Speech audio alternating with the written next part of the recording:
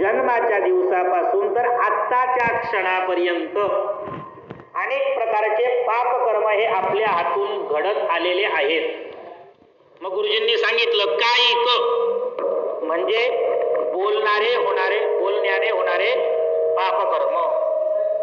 वाचिक म्हणजे काय तर बोलून आणि ऐकून होणारे पापकर्म. कायिक, वाचिक आणि मानसिक मनाने एखाद्याबद्दल वाईट गोष्ट चिंतने, वाईट विचार मनात येणे हे देखील एक प्रकारचं पापच आहे. बरोबर आहे का नाही? त्याचसोबत आपण करत असलेल्या उद्योग, व्यवसाय, नोकरी क्षेत्रात कधी कधी आपल्याला चुकून एखाद्या व्यक्तीकडून जास्त आपण पैसे घेतो. बरोबर आहे का नाही? तो पण आपण एखाद्याची फसवणूक पण करतो की नाही?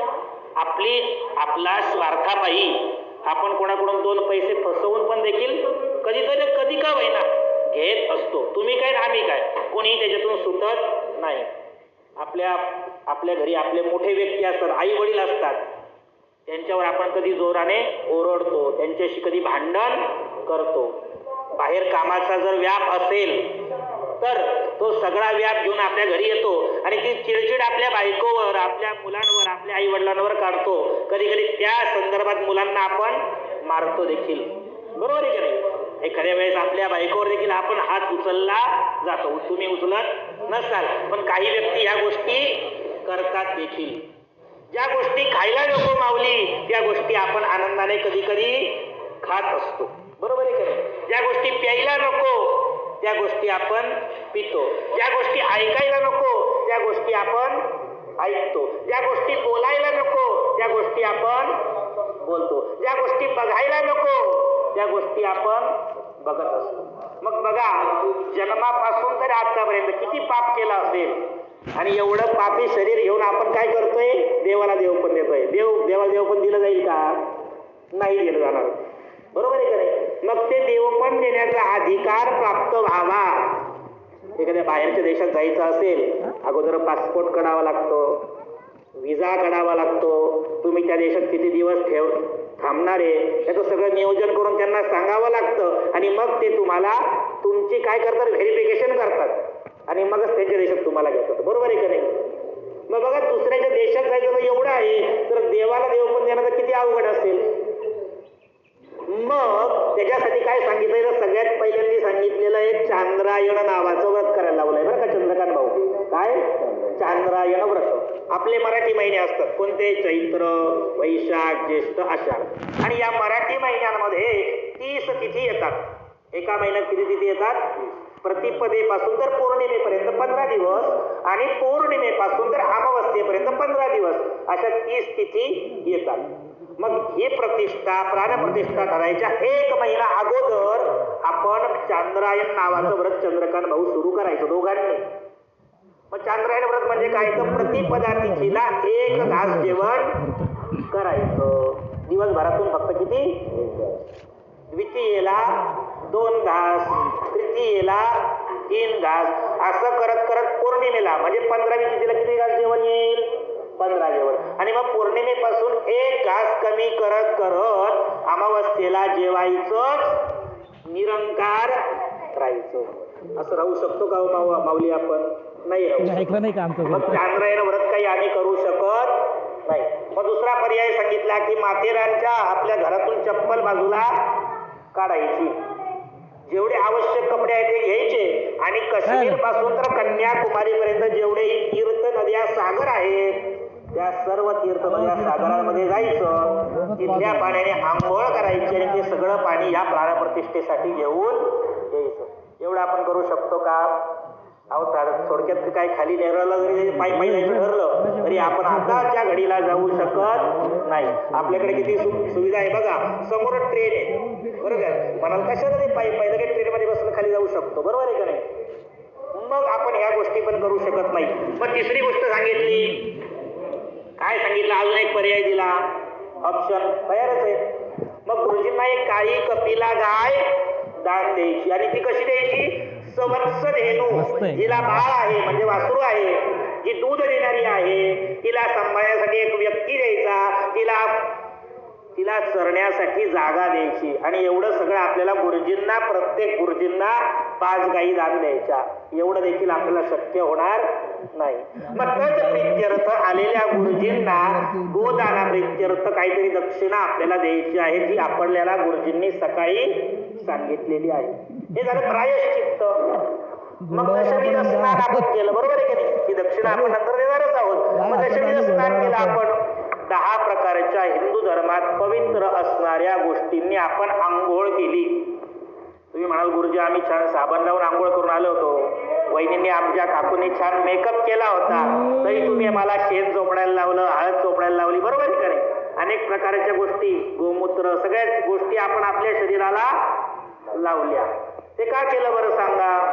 तर आपल्या शरीरात असलेले जे पाप कर्म आहे ते धुवून निघायला पाहिजे, बरोबर आहे का नाही? आपलं शरीर हे शुद्ध व्हायला पाहिजे. जोपर्यंत बाहेरचं शरीर शुद्ध होणार नाही तोपर्यंत आतलं मन शुद्ध होणार आहे का? मनी नाही भावानी पावेल का होतो गणपती बाप्पा? श्रद्धावान लभते फलम. गुरुजी किती भारी आणा, त्र्यंबकचे आणा, नाशिकचे आणा, काशीचे आणा, का कुठलेही आणा, गुरुजींचं काम करणारच आहे. परंतु तुमचं मन इथं असेल, तुम्ही इथं बसले, चंद्रकांत भाऊ इथं बसले, केटरसवाल्या कुठं काय चालू करत असेल, केटरसवाला स्वयंपाक झाला का नाही, आज फराळ केला का नाही, आमच्या काकूंचं घरी लक्ष असेल, पोरांनी नाश्ता केला का नाही, जेवण केलं का नाही, बरोबर आहे का नाही? अनेक डोक्यात विचार असतील. तुम्ही दोघं शरीराने मला दिसताय इथे, माझं म्हणणं तुम्ही ऐकताय, पण तुमचं मन कुठे मला कळतंय का? कुठेही भ्रमण करत असेल तुमचं मन, अनेक ठिकाणी करत असेल. गुरुजी काय सांगता याच्याकडे लक्ष नाही, आपण अनेक ठिकाणी भ्रमण करत असू, बरोबर आहे का नाही? कधी गुरुजींचं आवरल, सुट्टी किती होईल, उद्याचं नियोजन काय आहे, परवाचं नियोजन काय, अनेक प्रकारचे मनात विचार येत. परंतु चंद्रकांत भाऊ 3 दिवस हे विचार आपल्याला बाहेर ठेवायचे, बरोबर आहे का नाही? देवासाठी आपण 3 दिवस दिले का नाही? आयुष्यातील 3 दिवस हे खूप तुमच्या महत्वाचे. थोडक्यात तुम्हाला या प्राणप्रतिष्ठेची महती सांगतो चंद्रकांत भाऊ. प्राणप्रतिष्ठा केल्यानंतर आपल्या 21 पिढ्यांचा उद्धार होतो. गेलेल्या 10 पिढ्या, येणाऱ्या 10 पिढ्या आणि आपली अशा 21 पिढ्यांचा उद्धार देवाच्या देवप्रतिष्ठेने होत असतो. 3 गोष्टी आपल्या हिंदू धर्मात पुण्यकारक सांगितल्या चंद्रकांत भाऊ. पहिली गोष्ट म्हणजे आपल्या हातून एखाद्या मुलीचं कन्यादान होणे. दुसरी गोष्ट म्हणजे आपलं घर, आपली वास्तू आपण स्वतः कष्टाने उभी करणे आणि तिची वास्तू शांती आपण करणे. आणि तिसरी महत्वाची गोष्ट सांगितली चंद्रकांत भाऊ की एखाद्या मंदिराची प्राणप्रतिष्ठा आपल्या हाताने होणे. बघा इथे देणारे भरपूर असतील लोक, ठीक आहे ना. अजून काय उद्या माथेरानमध्ये तुमच्या सहकारी की ज्यांनी देवासाठी कष्ट केले, देवासाठी धन दिलं, अनेक लोक असतील. परंतु देवाची पूजा करण्याचा अधिकार तुम्हाला का प्राप्त झाला माहिती का? जंगलात अनेक प्राणी असतात, तुमची लागलेली अनेक प्राणी असतात, परंतु सिंह किती असतात? ब्राह्मण मोजकेच असतात ना. जंगलाचे राजे हे मोजकेच असतात. तसेच तुम्ही आहेत, तुम्ही इतके भाग्यवान आहात की तुम्हाला या प्राणप्रतिष्ठेचा करण्याचा अधिकार मिळालेला आहे आणि तुम्ही ती प्राणप्रतिष्ठा मनापासून करावी अशी आमची इच्छा आहे. म्हणून आपण दशमीध स्नान केलं, आपलं शरीर शुद्ध केलं आणि असा कोणताही ब्रश किंवा साबण नाही की ज्याने आपलं शरीर शुद्ध करता येईल. परंतु आपण पंचगव्य प्राशन केलं आणि आपलं शरीर देखील आपण शुद्ध करून घेतलं. मग वपन केलं. हे का बरं काढलं माहिती का? हे केस, आपल्या शरीरावर येणारे केस हे आपलं पाप आहे आणि हे देखील आपण त्या भगवंताच्या परमेश्वराच्या चरणी अर्पण केलं. आपला जो अहंकार आहे तो कशात असतो? केसांमध्ये. तो पण तुझ्या चरणी अर्पण केलाय. देवा मी काहीच घेतलं नाही सोबत, माझा अहंकार पण तुझ्या चरणी दिलेला आहे आणि माझं असं अहंकार रहित शरीर मी तुला समर्पण करतोय. 3 दिवसाची प्राणप्रतिष्ठेचा विधी सुरू करतोय असं म्हणून गुरुजींच्या साक्षीने दशविध स्नान करून सगळ्या गोष्टी भगवंताच्या चरणी अर्पण करून आपण या गणपती बाप्पांच्या प्राणप्रतिष्ठेचा विधी सुरू केला. चंद्रकांत त्यानंतर आपण काय केलं, इथे पूजेला आलात सगळ्यात पहिल्यांदा गणपती बाप्पांची वास्तू पुरुषाची ध्रुव पुरुषाची प्राणप्रतिष्ठा केली. सुरुवात करू. काय केली, नवीन देव आणला होता. आता बघा आपण मूर्ती आणलेली आहे, ती लगेच बसवून ठेवली का, लगेच स्थापन केली का नाही, तिला अनेक प्रकारचे विधी करायचे, मूर्त जे आहे अनेक प्रकारच्या आणलेल्या वनस्पतीने काड्याने तिला स्नान घालायचंय, देवाला देवपण द्यायचंय आणि मग तो तिथे सिद्ध करायचा आहे. बरोबर आहे का नाही. तसंच हा गणपती बाप्पा देखील नवीन होता, वास्तुपुरुष नवीन होता, यांना आपण प्राणप्रतिष्ठित केलं, त्यांना देवपण दिलं आणि त्यांचा अभिषेक या ठिकाणी केला. जरी आपण गणपती बाप्पांची प्राणप्रतिष्ठा करत असू, परंतु ही पूजा करत असताना कोणत्याही प्रकारचे विघ्न येता कामा, अडचण येता कामा, सगळ्या गोष्टी ह्या आपल्याला मुबलक प्रमाणात मिळाव्या यासाठी सगळ्यात पहिल्यांदा कोणाची पूजा केली, गणपती बाप्पांचा अभिषेक पूजा केली, महाआरती केली. त्यानंतर ह्या कलशाची पूजा केली माऊली. आजचा दिवस जरी गुरुजींनी सांगितला खूप चांगला आहे, आजच्या दिवशी तुम्ही ही प्राणप्रतिष्ठेचा विधी सुरू करा, परंतु चंद्रकांत भाऊ कोणताही एक दिवस, नीट ऐका बरं का मी काय सांगतोय, कोणताही एक दिवस शास्त्राप्रमाणे शुद्ध येण्यासाठी 60 ते 65 वर्षांचा कालावधी जावा लागतो. त्यानंतर एक दिवस शुद्ध येतो. याला कपिला षष्ठीचा योग असं म्हणतात. काय म्हणतात, कपिला षष्ठीचा योग. हा योग मागच्या वर्षी येऊन गेलेला आहे, त्यामुळे आता तो 60 ते 65 वर्षानंतरच येणार आहे. मग आपण एवढे वर्ष काही ही पूजा करण्यासाठी थांबवू शकत, म्हणून आपल्या ऋषी मुनी सांगितलं तुम्ही कलश पूजन करा. कलशाची पूजा केल्यानंतर आजचा दिवस शुद्ध होणार आहे, सिद्ध होणार आहे आणि आजच्या दिवशी आपण जी पूजा करू ती पूजा ही देवापर्यंत पोहोचणार आहे. म्हणून या कलशाची पूजा केली. तुम्ही दोघे उभे राहिलात, या कलशाकडून 5 प्रकारचे आशीर्वाद मागितले माऊली. पहिला आशीर्वाद मागितला पुण्याहम, तुमच्या हातून पुण्यकारक गोष्टी घडाव्यात. दुसरा आशीर्वाद मागितला कल्याणम, तुमच्या कुटुंबाचं कल्याण व्हावं. रिद्धिम, कुटुंबाची परिवाराची वाढ व्हावी. स्वस्तिम, ह्या जागेत या जमिनीत आपल्या घरात सगळ्या चांगल्याच गोष्टी घडाव्यात, अशुभ गोष्टी काही घडू नये. आणि श्रीही, माथेरानमध्ये किंवा या मंदिरासाठी ज्या ज्या लोकांनी मदत केलेली असेल, मग ती आर्थिक मदत असेल, परिश्रमाची मदत असेल किंवा कोणत्याही प्रकारची जी मदत केली असेल, त्या सर्वांना चांगल्या प्रकारची लक्ष्मी म्हणजे पैसा प्राप्त व्हावा. असे 5 आशीर्वाद या ठिकाणी ह्या कलशाकडून मागवले आणि त्यानंतर एका सवाष्णीच्या माध्यमातून तुमचं औक्षण केलं. औक्षण का करतो आपण, आयुष्यवर्धनार्थम इति औक्षणम, तुमचं आयुष्याची वाढ व्हावी आणि असेच पुण्यकर्म देवकर्म करण्याची तुम्हाला सद्बुद्धी प्राप्त व्हावी यासाठी आम्ही तुमचं या ठिकाणी औक्षण केलं. ही झाली पहिल्या चौरंगाची पूजा. त्यानंतर आपण दुसऱ्या चौरंगाकडे वळालो. त्या चौरंगावर आपण आपल्या कुलस्वामिनीची पूजा केली माऊली. सगळ्यात पहिलं वचन आलेलं आहे आपल्या हिंदू धर्मात, मातृदेवो भव. कोणतंही कर्म करत असताना, कोणतीही पूजा करत असताना सगळ्यात पहिल्यांदी पूजा चंद्रकांत भाऊ आपल्या आईची सांगितलेली आहे. आपली आई, आपल्या आईची महती ही शब्दात वर्णन करू शकत नाही. अहो, आपली आई जोपर्यंत असते ना माऊली, तोपर्यंत ती आपल्या मुलाचं नेहमी चांगलंच कसं होईल, आपल्या मुलीचं चांगलं कसं होईल याचा ती विचार करत असते. मग आपला मुलगा कसा जरी असला, एखादा मुलगा दारू पिणारा असला, वाईट व्यसन करत असणारा असला, तो जो कधी जरी घरी आला तर पहिल्यांदा आपली आई आपल्या मुलाला, आपल्या मुलीला काय विचारते की बाळा, अरे तू एवढ्या वेळ कुठे होतास, तू काही खाल्लं का, काही पिलं का? बरोबर आहे की नाही? आपली आई एवढी श्रेष्ठ असते, तिची महती एवढी श्रेष्ठ असते की आपल्या शरीराच्या चामड्याची चप्पल बनवली आणि ती चप्पल आपण आपल्या आईच्या पायात जरी घालायला दिली तरी तिचं ऋण या जन्मात आपण फेडू शकत नाही. अशी आपली आई श्रेष्ठ असते. तशाच आपल्या कुलस्वामिनीचे आशीर्वाद आपल्याला प्राप्त व्हावे यासाठी आपण आपल्या कुलस्वामिनीची पूजा केली. तिला सांगितलं की भगवती, तुझे कृपाशीर्वाद आम्हाला प्राप्त व्हावे, आमच्या मनोकामना या परिपूर्ण व्हाव्यात, आमच्या कुटुंबाचं या माथेरानमध्ये राहणाऱ्या प्रत्येक व्यक्तीचं तू कल्याण केलं पाहिजे आणि या प्राणप्रतिष्ठेसाठी तू इथं उपस्थित राहायला पाहिजे. हे आशीर्वाद या सगळ्यांना मिळले पाहिजे.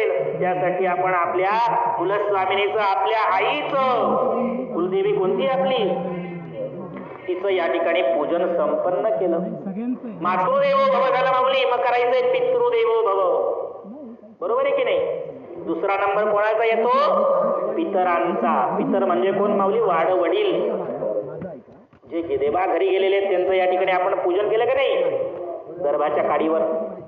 मग यांचं पूजन करण्याची गरज काय? आपण तर देवपूजा करतोय, परंतु आपण आजचा जो दिवस बघतोय तो आपल्या गेलेल्या वाडवडिलांमुळे बघतोय. अहो ते होते म्हणून आपण आहोत. त्यांनी आपल्याला चांगले विचार दिले, चांगले संस्कार दिले माऊली, म्हणून आपण या देवपूजेला लागलोय. बरोबर आहे का नाही? त्यांच्यापासून आपल्याला हा वारस हक्क मिळालाय. देवाची पूजा कशी करायची, का करायची, कधी करायची, हे सर्व त्यांनी आपल्याला सांगून गेलेले आहेत. आणि ही पूजा करत असताना आपण जर त्यांची आठवण काढली तर त्यांना अतिशय आनंद हा त्यांच्या स्वर्गात होतो. त्यांना वाटतं की आपला नातू, आपला पंतू, आपला संतू, आपला जंतू हा काही ना काहीतरी आपल्यासाठी पूजा करतोय, देव कार्य करतोय. आणि त्यांना जेव्हा आपण असं देव कार्य करतो तेव्हा चांगल्या प्रकारची सद्गती प्राप्त होत असते. तुम्हाला मी सांगितलं की किती पिढ्यांचा उद्धार होणार आहे? 21 पिढ्यांचा उद्धार हा होत असतो.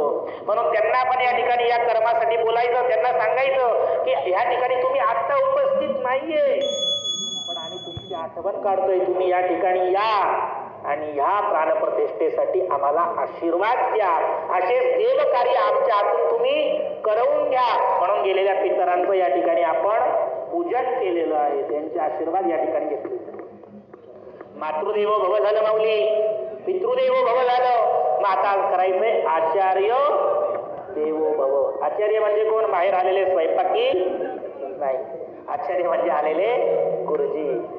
मग इथपर्यंत पूजा आल्यानंतर प्रत्येक गुरुजींना आपल्याला घरी जायचं असतं. प्रत्येक गुरुजींना नेसायला धोतर, त्यावर एक उपरण, सोन्याची अंगठी, आपल्या घरापर्यंत येण्यासाठी एका पालखीची व्यवस्था ही जुन्या काळी केली जायची. आणि आपण करत असलेल्या या पूजेचा एक ग्रंथ, गोमुखी, जपमाळ, बसण्यासाठी आसन, या सगळ्या गोष्टी गुरुजींना देऊन त्यांना विधिवत या ठिकाणी आमंत्रण दिलं जायचं. परंतु आजकाल असं काही राहिलेलं नाही. आजकाल सगळं कॉन्ट्रॅक्ट झालंय. गुरुजी सगळं तुम्हीच घेऊन या, आम्ही फक्त पूजेला बसणार. इथं जे उपलब्ध होतं माथेरानमध्ये त्याच गोष्टी आम्हाला सांगा, बाकी गोष्टी काही आम्हाला सांगू नका. कालाय तस्मै नमः. काळाप्रमाणे सगळं बदलत चाललं. बरोबर आहे का नाही? घर बांधायला काढलं की आपण एखाद्या कॉन्ट्रॅक्टरला ठरवून देतो 1000 रुपये स्क्वेअर फूट, 2000 रुपये स्क्वेअर फूट, बाबा मला चांगलं घर बांधून द्यायचं. मग आपण त्याच्याकडे बघतच नाही. तसंच ही गोष्ट झालेली आहे. परंतु आपल्याला या पूजेत कोणतीही गोष्ट सोडायची नाही. कारण इथं एक जरी गोष्ट सोडली तर आपला सगळा विधी हा कुठं ना कुठं तरी त्याला अपूर्णता निर्माण होईल. बरोबर आहे का नाही? त्याच पद्धतीने या यज्ञात, या विधीमध्ये आलेल्या गुरुजींचं आपल्याला पूजन करायचंय. त्यांना फुलाची पाकळी दक्षिणा द्यायची. त्यांना सांगायचं गुरुजी ही पूजा खऱ्या अर्थाने आता तुमच्याकडे आम्ही सोपवतोय. या पूजेतलं आम्हाला काही एक माहीत नाही. माहिती का चंद्रकांत भाऊ?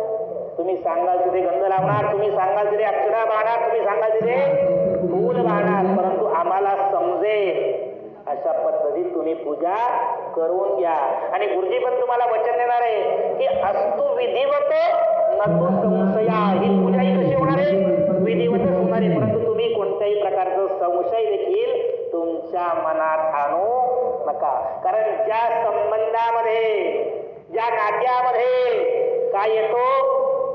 किंतु परंतु येतो, संशय येतो, ते नातं संपून जातं. तुम्ही यजमान आणि ब्राह्मण, नवरा आणि बायको, प्रेम आणि प्रेमिका, या कोणत्याही नात्यामध्ये जर काय आला संशय निर्माण झाला तर ते नातं संपून जातं. आम्ही देखील आलेले गुरुजी ही मनापासून तुमच्याकडून पूजा करणार आहे. ही पूजा तुमची नसून ही पूजा आमची आहे. हा गणपती बाप्पा आमचा आहे, हे माथेरान गाव आमचं आहे, अशा विचाराने ही पूजा आम्ही करणार आहोत. परंतु तुमची साथ आम्हाला महत्वाची आहे. आम्ही बोलवू तेव्हा तुम्ही आलंच पाहिजे. आम्ही बोलवू त्या गोष्टी तुम्ही केल्याच पाहिजे. अशा पद्धतीत सगळ्या गोष्टी आपल्या 3 दिवसाच्या करायच्या आहेत.